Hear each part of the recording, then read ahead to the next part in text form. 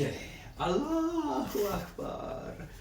So sideways on, street combat system, or SCS could stand for sideways combative stance, because like this, freeze, I am terrorist, easy target for shooting at, versus this is kind of like a no-brainer. The other thing that I forgot to say, I think you almost touched on, was reach and range. So for reach and range, if you have a wider, longer base, you can reach, and you can also fall back further as well.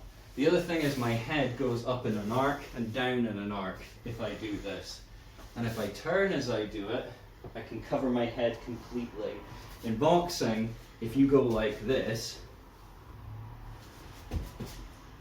that means your opponent basically has to get round to your other side before he can hit you again, because there's no legal striking zones. For what we do, of course, there is legal striking zones. So if we can stay sideways on, that's better. We have a high rear hand to deflect shots, catch punches like we would in boxing, block if necessary, and wearing appropriate armor or gauntlets. The other thing as well is for clamping on top of the person and delivering strikes as well, obviously. The rear hand is held low, usually, particularly for wrestling and in fencing. Less so much in fighting, particularly if it's just striking fighting that people are doing. So it's kind of like a crocodile thing you got going on here. And like I said, SCS, sideways combative stance. Like you're on a surfboard. Rear heel is off the floor, I can drive off that, and I can also fall back onto that heel to deflect with my shoulder. And importantly, like in that clip I sent you from Superfoot Wallace, I lean back onto this foot.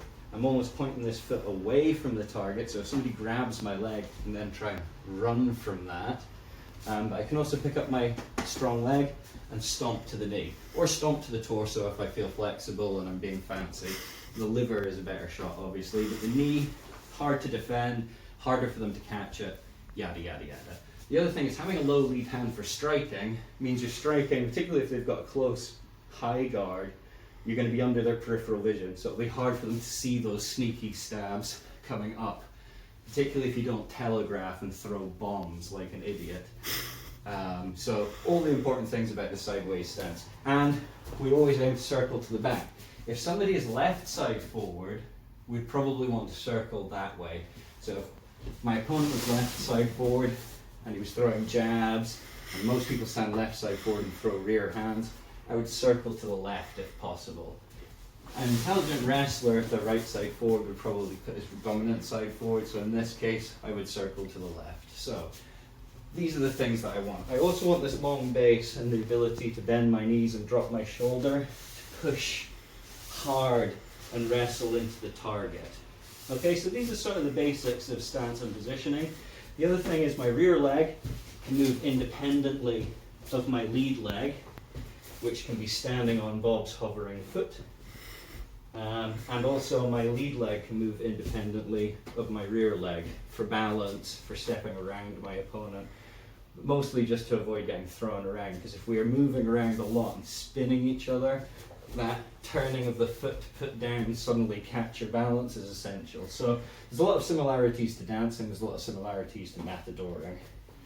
Wrestling, if I hug up to my opponent, I'm safer because I can't get hit as much, particularly if I tuck in back of my head and neck up against the shoulder, so on and so forth. But to get to a wrestling clinch and a sideways on clinch rather than a square Muay Thai clinch, I've got to get into that range. So for some grapplers, what they do, for judo, etc., they might block and move in, like we talked about briefly last time.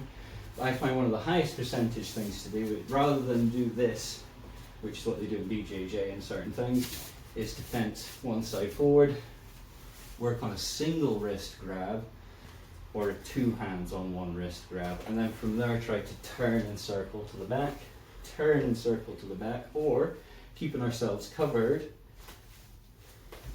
moving into that clinch.